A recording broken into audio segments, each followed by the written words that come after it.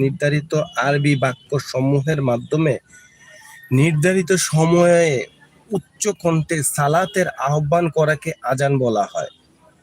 প্রথম হিজরি সনে আজানের প্রচলন হয়।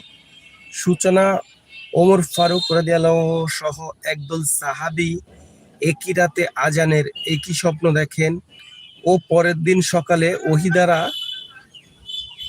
প্রত্যাদিষ্ট হলে রাসূল সাল্লাল্লাহু আলাইহি ওয়াসাল্লাম সত্যায়ন করেন এবং বেলাল রাদিয়াল্লাহুকে একই মর্মে আজান দিতে বলেন।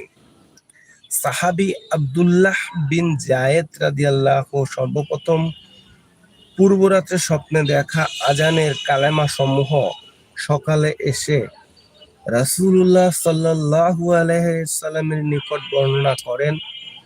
পরে বেলালের কণ্ঠে একই আজানের ধ্বনি শুনে হযরত ওমর রাদিয়াল্লাহু বাড়ি থেকে বেরিয়ে চাদর ঘেঁষতে ঘেঁষতে ছুটে এসে রাসূলুল্লাহ সাল্লাল্লাহু আলাইহি সাল্লামকে বলেন, যিনি আপনাকে সত্য সহকারে প্রেরণ করেছেন তার